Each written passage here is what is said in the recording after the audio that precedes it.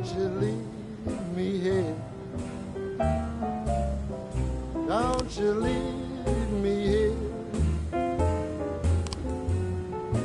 If you must go, sweet mama, please leave a dime for beer. Rooster crow and a hen ran around. She said, if you want my fricassee, you'll have to run me down.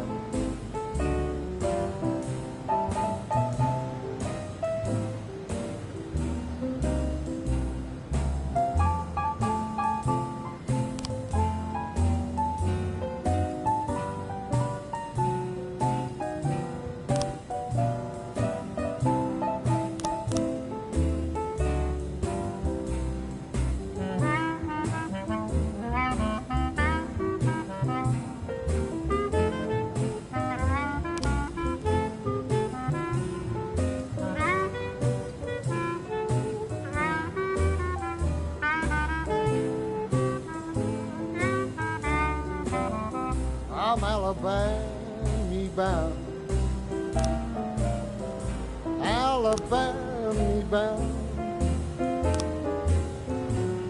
I followed you round from town to town. I'm Alabama bound.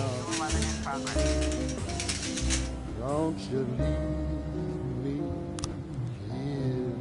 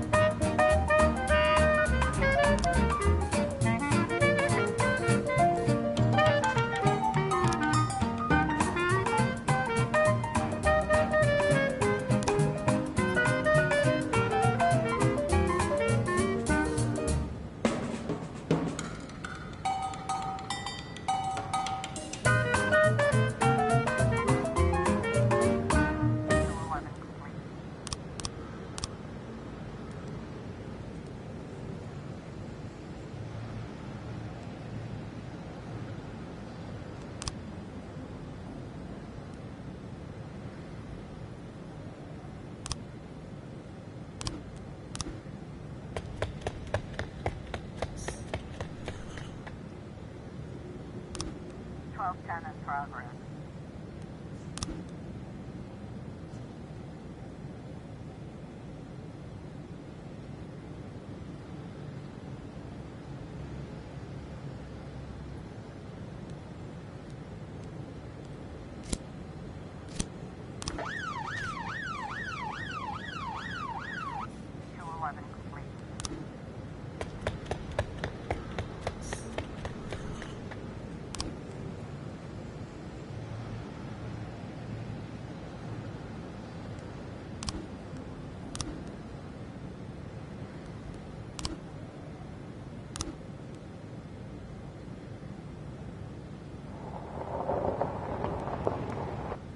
1210 complete.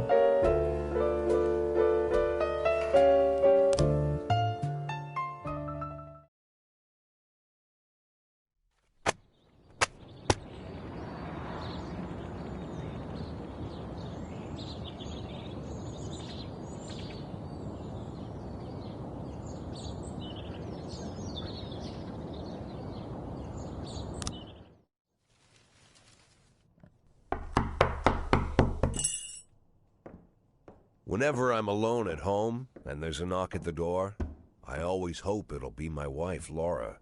She's always forgetting her keys. Hello, my name is Steve, and you're Jack Boyd, is that right? To get to my front door, the Bible boys walked about a mile from the local bus stop, jumping over mud puddles and skirting a couple of landfills. Laura doesn't go in for religion either.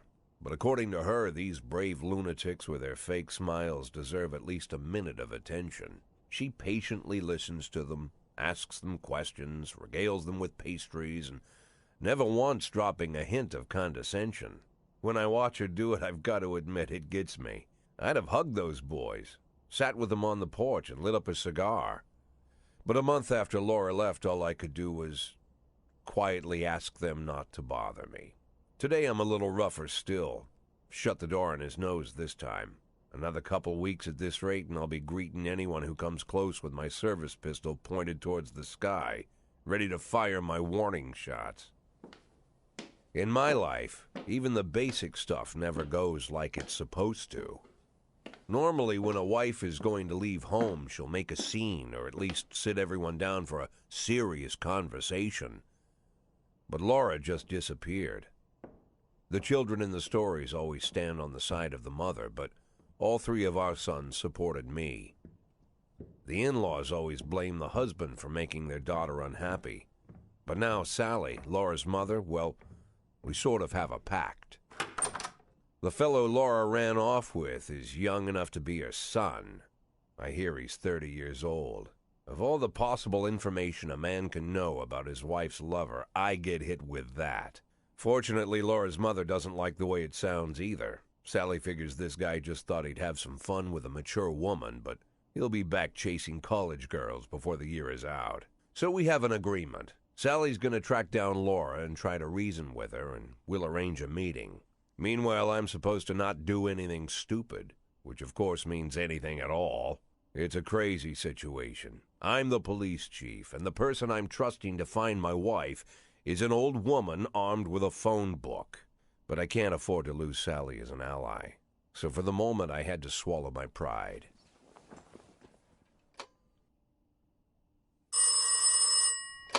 Hello. Mrs. Markham, this is Boyd. Oh, is there any news? That's what I wanted to ask you. Have you found anything? An address, phone number? Have you spoken to her? Don't worry, Jack. I've narrowed the range to 2 suspects, or whatever you like to say at your police building.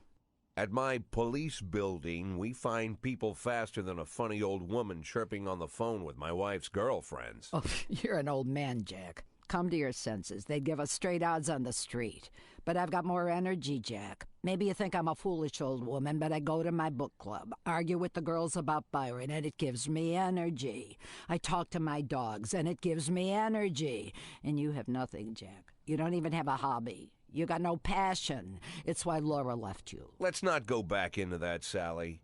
Find my wife, and we can discuss my hobbies later. I'm waiting for your call, and my patience is running thin. Laura, if you've stopped loving me, I'll let you go. I can't expect the impossible from you. Just don't let me die out here, okay?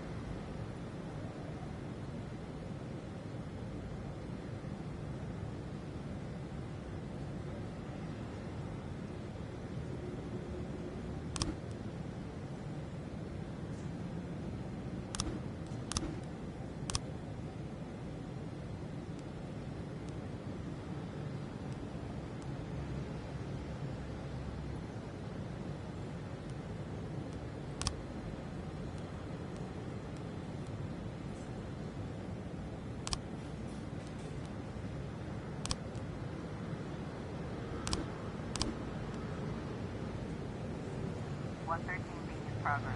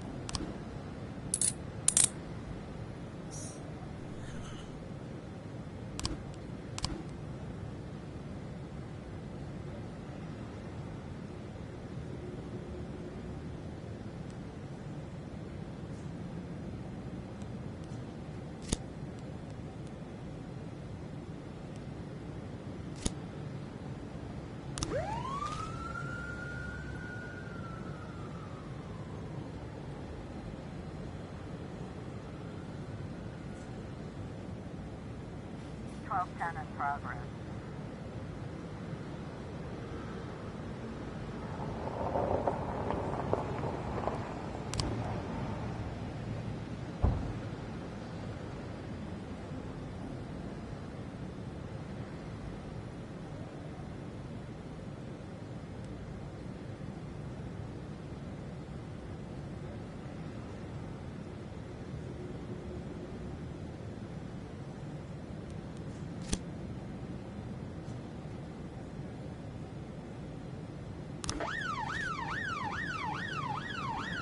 Officer on scene. Looks like we have a situation here.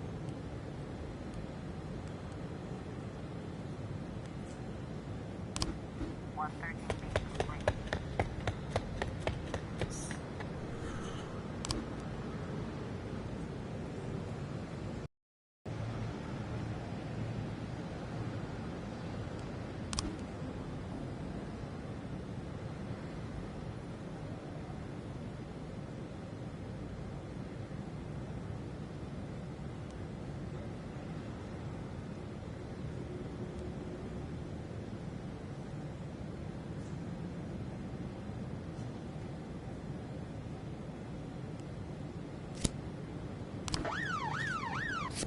310 complete.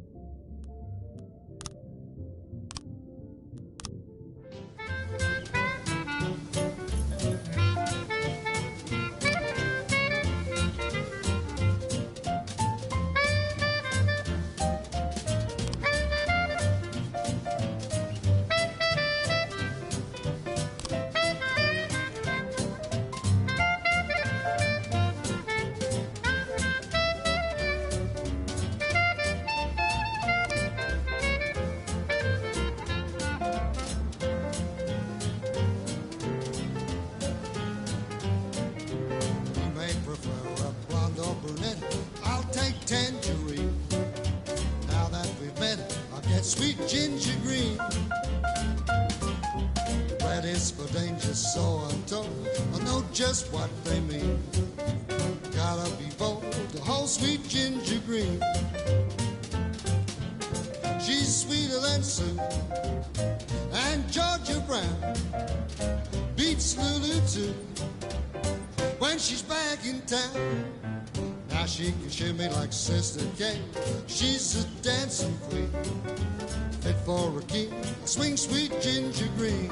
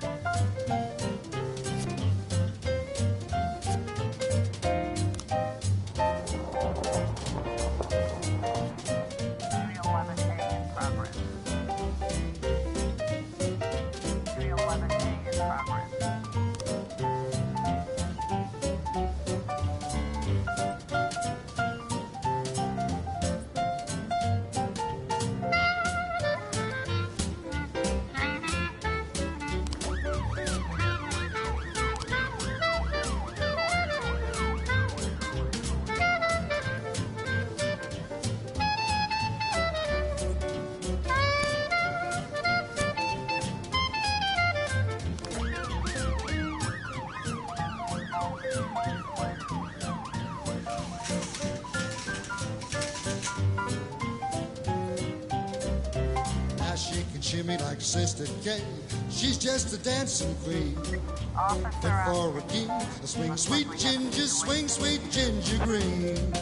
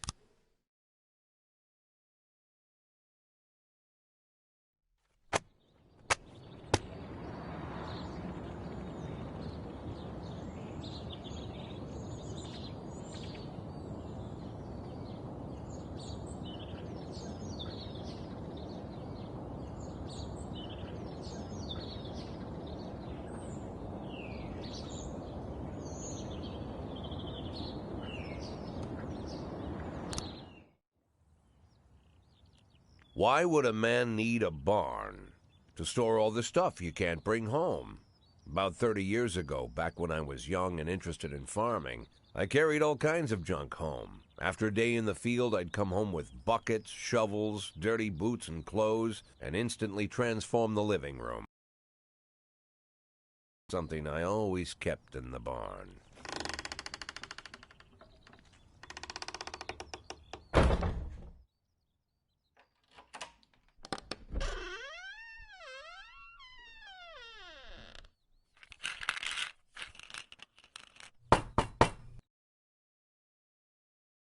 Because every time I was about to take a triple, someone would knock on my bedroom door. Now they're knocking on my barn door. Well, fine. It's not every day that someone comes to visit your barn. In all the years we worked together, Kendrick never came to visit the house. We drank at bars, went fishing, went to the mountains, even chased off some poachers one time. But he never came for dinner with the family. We never watched football over here. And now he's brought his friends to visit my barn. I always try to look unsurprised, like it's an everyday thing to get visitors at the old barn, especially guests with their own personal bodyguards. But Kendrick is sharp enough to see he's caught me with my pants on backwards. Sorry for the surprise, Jack. We saw you from the car. Figured we'd find you in here. I'm going in for a minute, fellas. These guys will wait outside.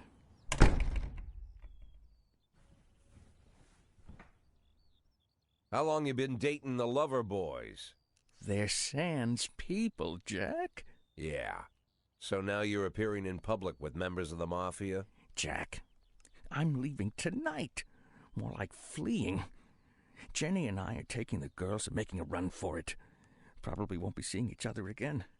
I've got new documents, a new name, a new life, everything new. The papers say you're still working your last week for the department. I've got to get out today. I won't be getting another chance. Don't know if you noticed, but the whole city is against me. You told your Mafia friends about your plans. Jackie, if I don't fix everything with them in the next few hours, they're going to kill me. And not just me. My family, my relatives, God, Jack, I don't know who else. They found out that I was planning to run, and they demanded that we close our contract today.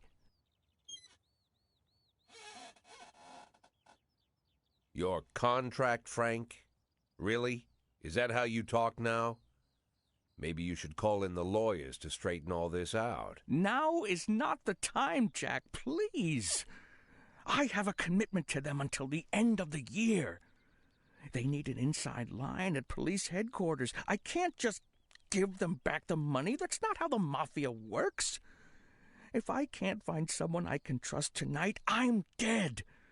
You know me, Jack. I wouldn't ask you if I wasn't afraid they'd cut my daughters to pieces before sunrise. He's the damn fool who puts his daughters in the crosshairs in the first place. Anyone in my place would have dressed him down good. But I didn't want to pile it on. Fate's already got this guy's soul in the grinder.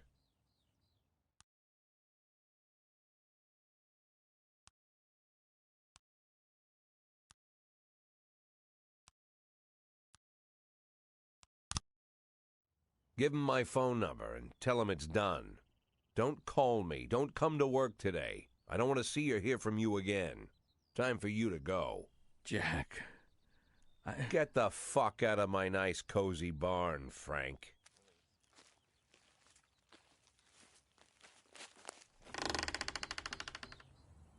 At the time, I was trying not to think about what just happened. It was almost too much to take in. I'm probably the most popular police chief in the history of the city, and I have to admit, I've thought about that more than once, sometimes with a little pride even. In one of the features they wrote about me in the papers, they said it pretty plain. He catches the criminals. Believe me, high praise like that is unheard of in Freeburg, especially for a cop. And here I am, the person who catches criminals, and I've agreed to help the Mafia, or I'll come home to a bag stuffed with my kids' body parts. Right before the last hammer falls. Hey, remember that cop who caught criminals? It turns out he was a mafia bitch. And all for the sake of a greedy, corrupt cop who should have fled the country years ago. That sound right to you?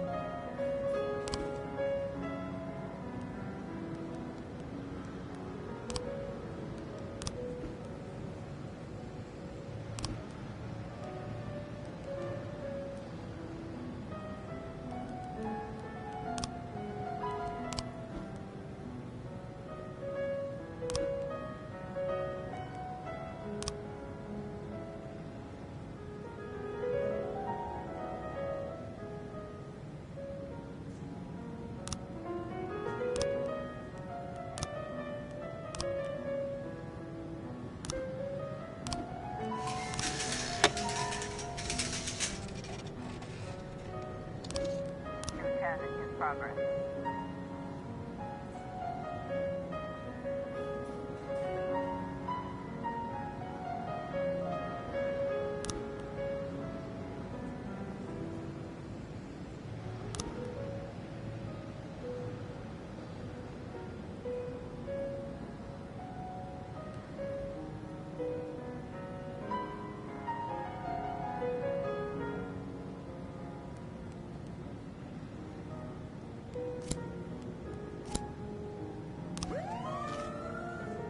Ton B in progress.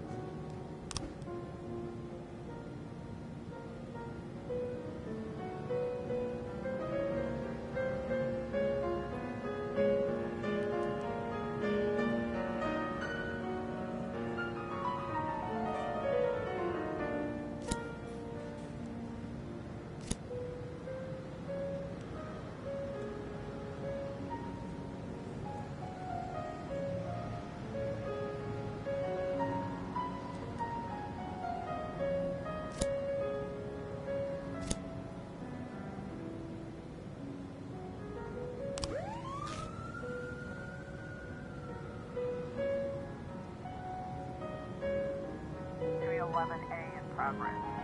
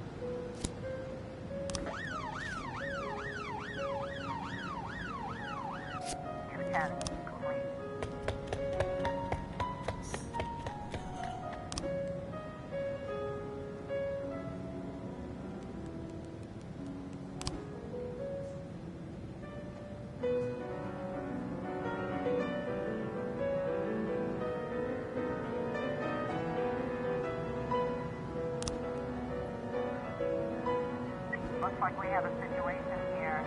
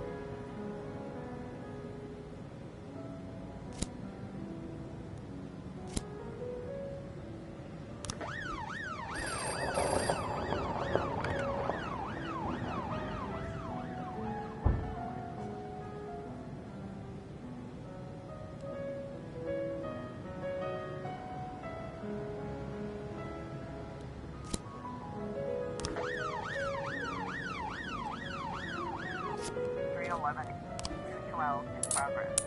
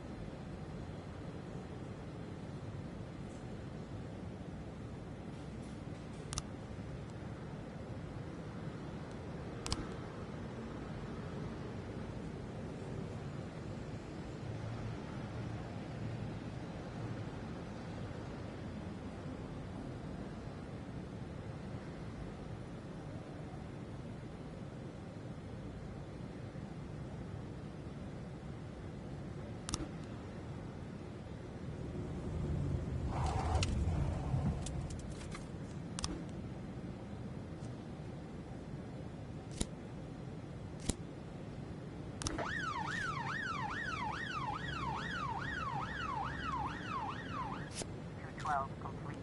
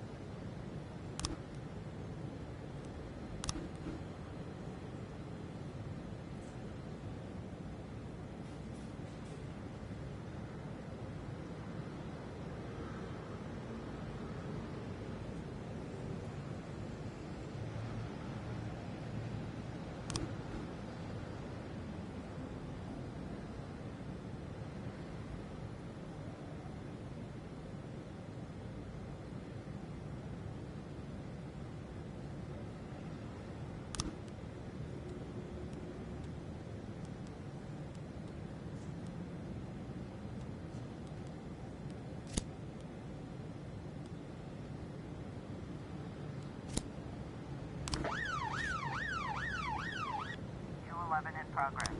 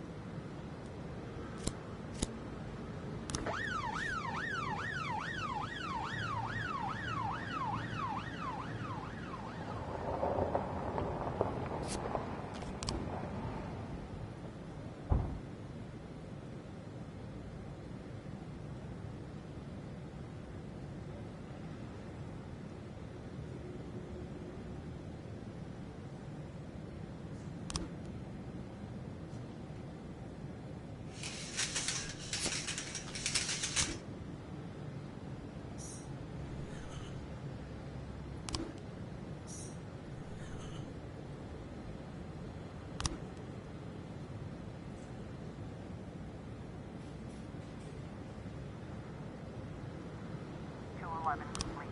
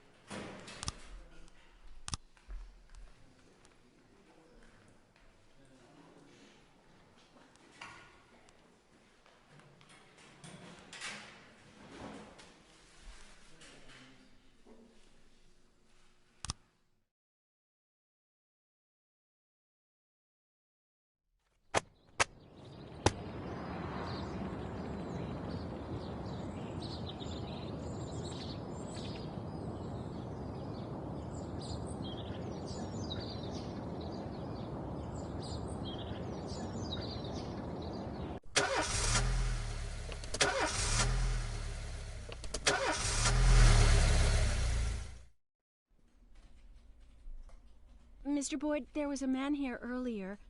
He left you this. A man? What man? Who let him on this floor? I don't know. I've never seen him before. I asked him his name, but he just ignored me. He was talking on a big telephone, you know, one of those portables. He gave me this envelope and left. Damn. Okay, let's see about this.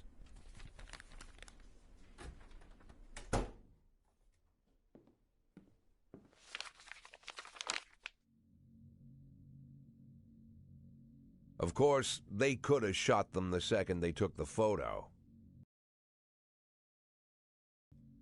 Either way, the message was not that they got out. It meant that I was in. My servitude to the Mafia had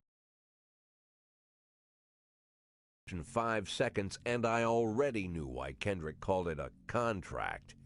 You sound doomed if you call it what it is. A curse.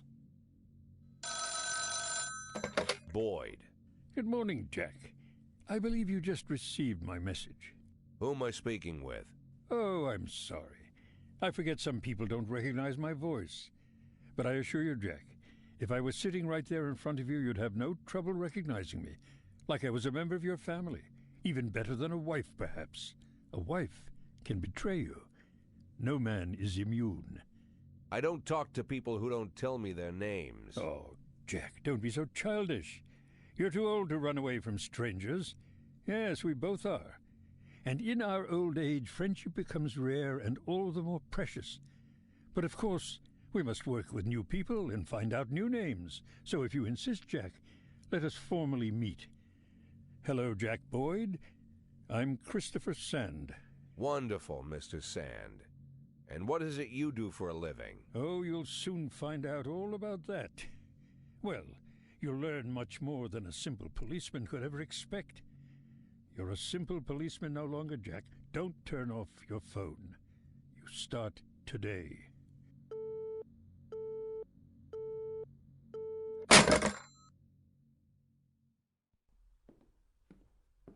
Eight in 10. It's been my go-to principle since my first day on the job. I've got to let my colleagues hush up what they need to, 2 out of 10 times, so that they'll help me with the remaining 8. 80 out of 100, 800 out of 1,000. I'm proud of those statistics. It's not so bad for Freeburg, right? But now I just officially became a mafia whore. I'm supposed to be fearing for my life, for the lives of my wife and children. But the only thing I can think, what's going to happen to 8 and 10?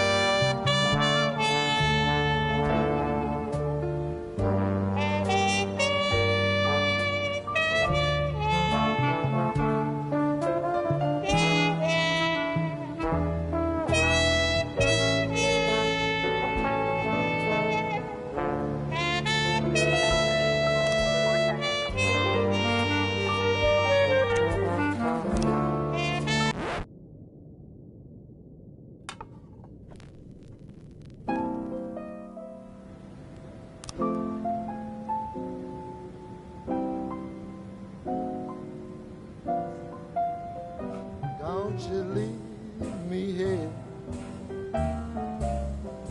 Don't you leave me here. If you must go, sweet mama, please leave a dime for beer. Rooster crow, ran around. She said, if you want my fricassee, you'll have to run me down.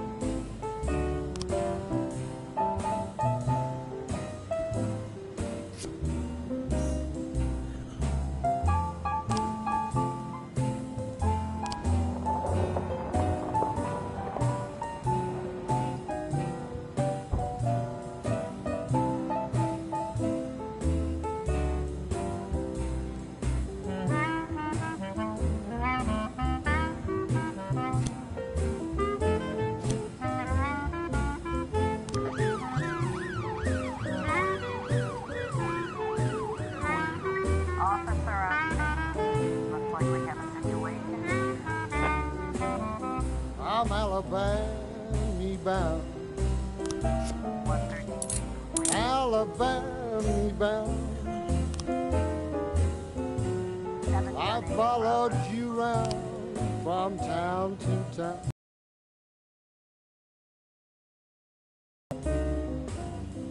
Don't you leave me here.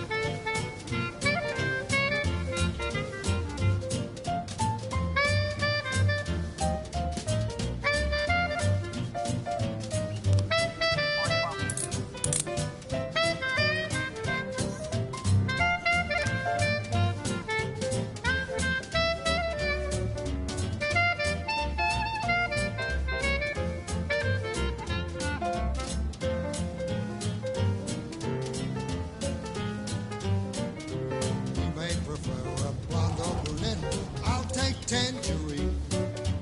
Now that we've met, I'll get sweet ginger green. Red is for danger, so I'm told. I know just what they mean.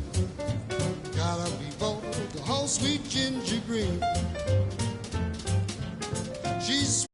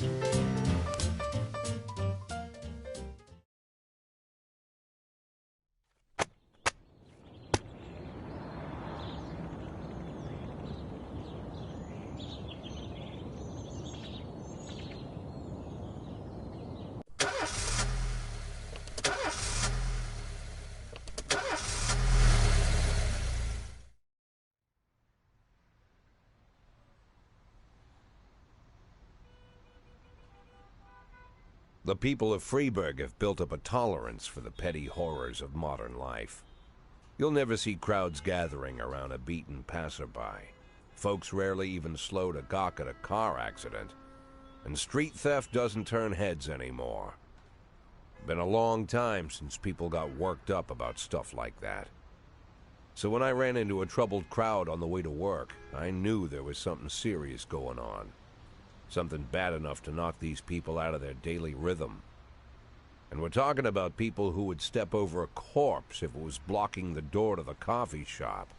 But apparently all it takes is a bunch of leaflets, or spreading broken glass across Main Street, or releasing a couple of hundred rats in the ice arena. The mysterious figure taking responsibility for these strange acts goes by the alias Robespierre. Nobody knows who he is, what he wants, or what all this adds up to, from the buckets of lard spread on the sidewalk to the front door of City Hall covered with ostrich feathers. But this strange cross between childhood pranks and cheap theatrics has got the people all worked up. Everyone understands when some Freeburg crook satisfies the basic human need to rob and kill. But when someone steals a lion from the local zoo and locks him in a cell below the courthouse, the people start asking questions. Myself, I kind of like this Robespierre.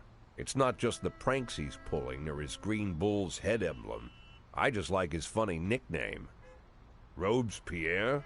Really? Who does that make me? The Marquis de Lantenac? I don't think so. In the old books about revolutions, I fancy myself the old gunner who goes off to war with a bag of damp powder. Or maybe the innkeeper who tops up the beer kegs with mop water. It's something to think about.